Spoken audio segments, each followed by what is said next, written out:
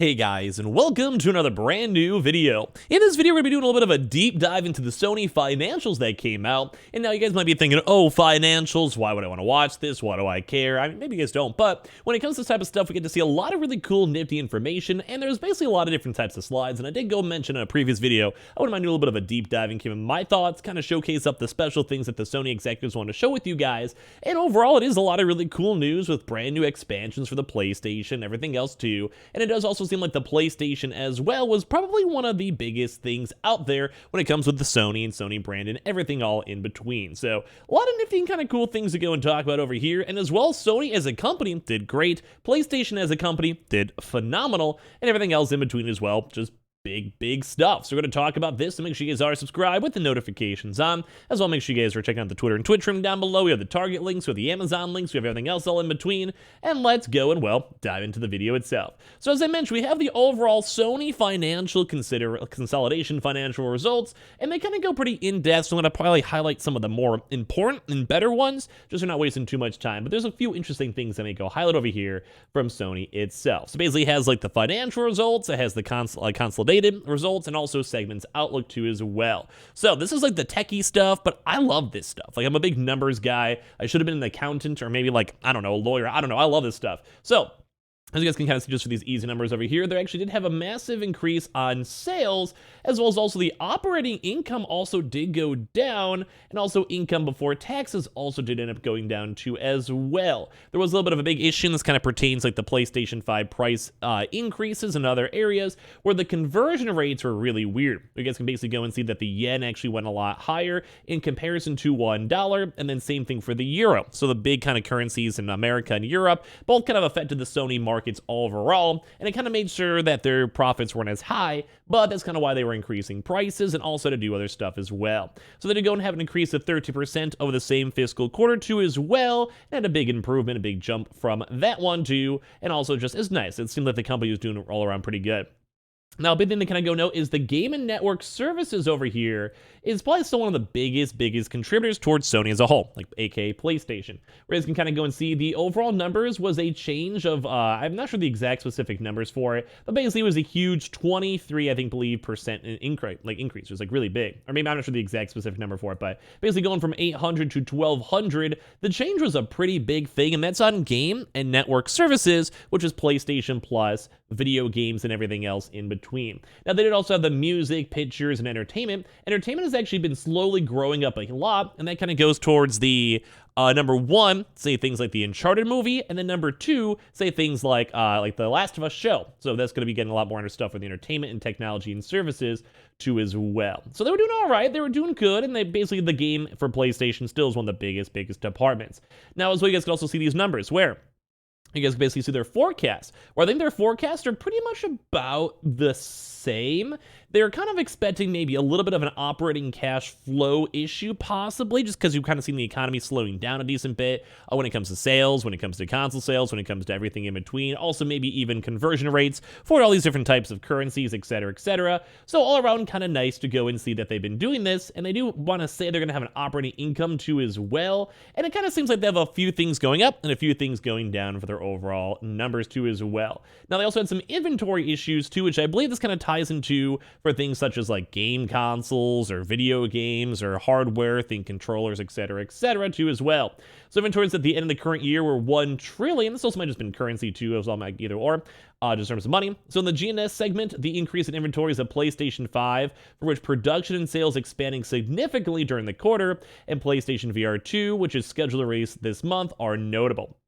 So you guys can kind of see the big difference over here. You guys can kind of see this GNS, which it did go bump up another 100 on the overall inventory stuff. So it's a billions in yen. So it's probably them making a lot of PlayStation VRs, making more consoles, and trying to sell this stuff too. And they want to work on this to make sure that they basically want to raise the levels of inventory to ensure that basically the PlayStation VR is going to be those sales are going to be met, that the PlayStation 5 sales are going to be met, and that basically we can kind of get out of this huge shortage, because as you guys know, it's been like the big talk of the town these past few months especially. So it's kind of intriguing, at least on the Sony end, that they're trying to make sure that they have enough stock good for the PlayStation VR start to launch as well.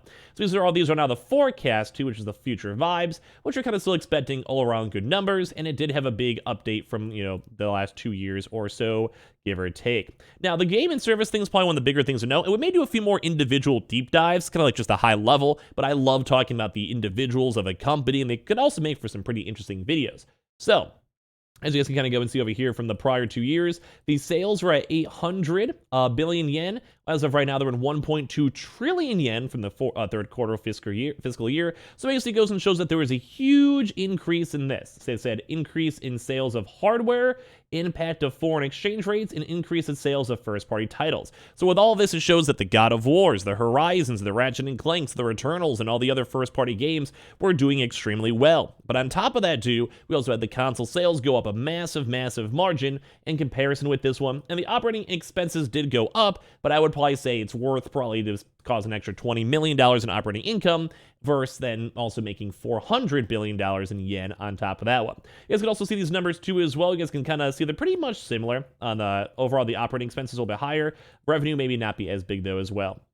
So basically said the quarter 3 sales basically had a 53% year-on-year with 1 trillion, like 1.2 trillion billion yen, mainly due to the increased sales of hardware and the impact of foreign exchange rates. The operating income also increased too as well on top of that one, but that's because of the increased cost of first-party software, despite an increase in cost, and as well, they're still expecting their forecast to be pretty much the same. We've also upwardly revised our operating income too as well, so they kind of bumped it up a little bit. That's probably what they're expecting to on top of that. Now, they also did have a big thing on the increase of supply and the expansion of engagement. Now, we covered this slightly in another video, but they did go and show that they showed 7.1 million units of PlayStation 5 hardware were sold during the quarter, and the cumulative number of units sold by the end of the December exceeded 32 million. Based on this result, we have set our sales forecast for the fiscal year at 19 million units. By optimizing our operators, we are exerting every effort to sell as many units. So they realize they're making a huge amount of money and income coming out from all this stuff.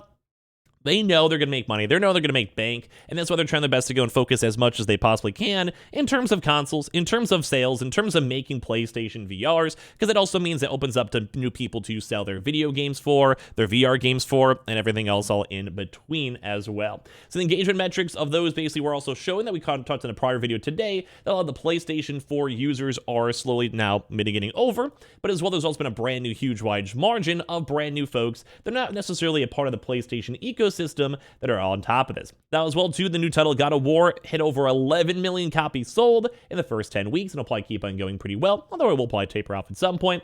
And as well, they're also looking for some big parties over here, such as Marvel's Spider-Man 2.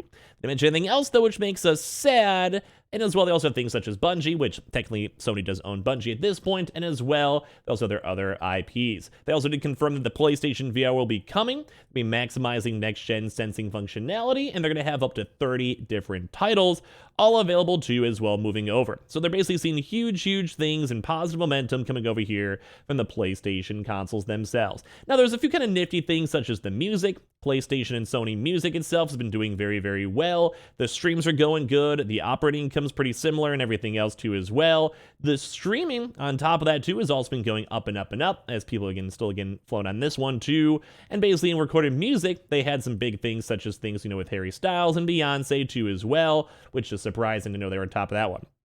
Sony pictures more of like the cameras and such. Actually, it did kind of seem like they had a little bit more of a downtrend a little bit. They had a significant decrease in the company too, which is like maybe their rougher side at the end of the day. It's also going to be maybe in terms of cameras, in terms of film, and also in terms of actual motion pictures too as well. So they were kind of saying they had a few less films being released on top of this one too, due to COVID and production, all of that. And as well, they expect they're going to have their box office recover. They're going to have some cool stuff going over here too, such as Spider-Man Across the Spider-Verse, and also new characters too as well, like with Venom. And of course, they also did go get Crunchyroll, so they had over 10 million subscribers too as well. So there'll be some cool stuff too in terms of Uncharted, or Uncharted seems like it was doing very good. It made more than $400 million worldwide. And on top of this too, The Last of Us has been doing great, as you guys are probably hear this too. Last of Us Part 2 did very, very well too, and kind of bounced back up. It kind of just goes to show that they have a really, really good state of the business, including also things like the TVs, the cameras, and smartphones, and everything else all in between. So they keep on thinking that Sony's going to keep on expanding, and it does seem like PlayStation is kind of keeping Sony afloat, but I love seeing all these analytical stuff, so let me know your thoughts and comments down below. As well as make sure you guys are subscribed with the notifications on. We have the Twitter and Twitch stream down below. We have the Target links down below. Amazon is now currently selling the God of War consoles nonstop down below. And I just want to say I appreciate you guys all so much for watching. We have maybe one more schmidgen quick video later on tonight, so be on the lookout for that one. And I appreciate you guys all so much for watching in the first place.